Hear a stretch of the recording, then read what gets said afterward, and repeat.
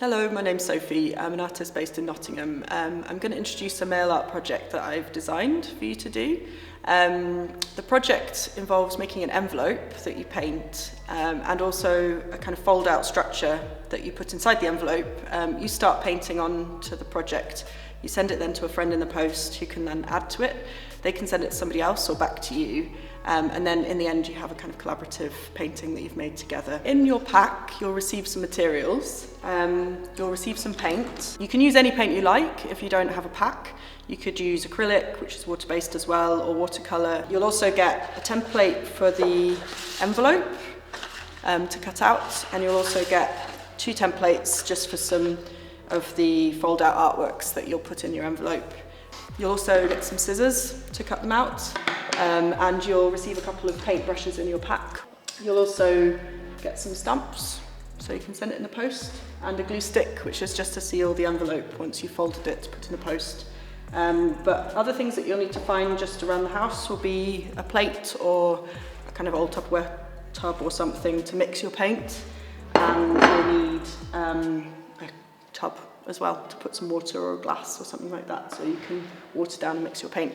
First off, we're going to cut out the sculptural painting that you're going to put inside the envelope.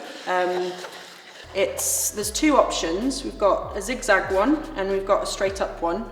Just cut out both and you can decide which one you want to work on, or you can work on both of them. There's a firm, strong line around the edges of each template, and then you'll see there are dashed lines as well. And the dashed lines are where you're going to fold. So don't cut along the dashed lines, just cut along the kind of the strong lines.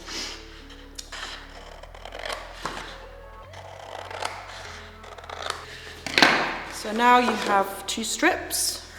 This one, as you can see, has the dashed lines in a kind of zigzag. So we'll start with this one. You want to fold, you can fold them back and forth, so you don't need to worry about which direction you fold them in initially. But the best way to fold, if you notice with the dash lines, it creates a rectangle here. So if you fold in to the next line, which is the next zigzag line, you'll have a nice fold. And then if you turn it over and fold back, you'll see that the next fold will be along the next dash line when you turn it over. And just continue folding like this.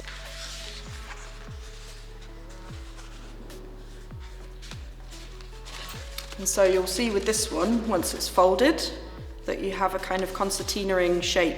At this stage, if you want to, you can kind of rub off the lines, because you don't need those anymore, and if you don't want them to be seen in your design, you can just rub them off. And then if we fold this one, we have a much more kind of square shape to it. We then get a kind of concertina shape again, which we can kind of stand upright. So what I'm going to do here is I'm going to cut out the next shape, which is the envelope.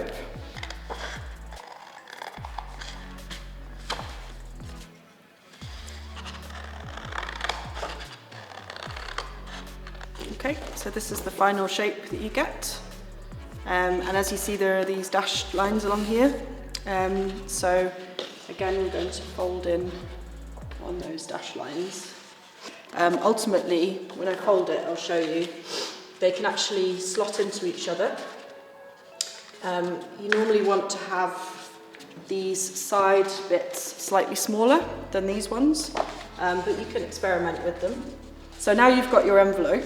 You can also start painting that. You can paint them together, or you can do one first and then do the next.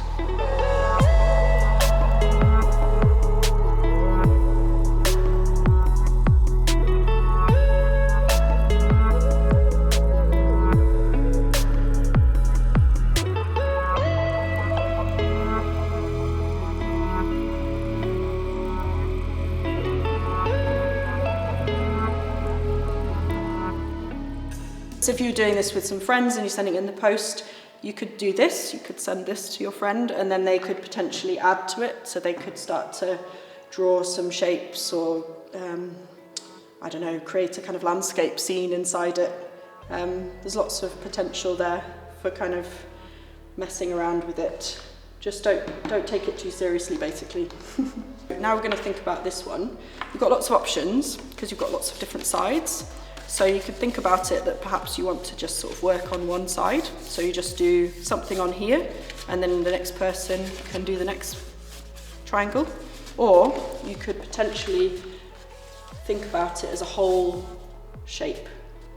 I'm just going to add one more thing, because in the instructions I also mentioned a game called Exquisite Corpse that you can use as a way of thinking about the collaborative aspect of the project. Exquisite Corpse is a game where you kind of create a monster or a creature collaboratively. So the first person will do the head, so this would be the head. They do 2 little marks here and here for the next person, who then would draw the body.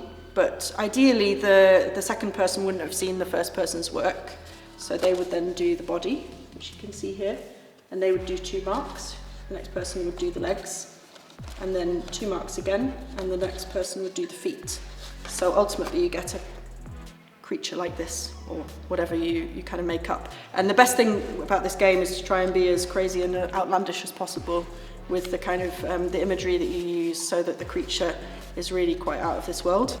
So on the table I've got lots of examples of everything that I've been making today and the things that I've brought in as examples.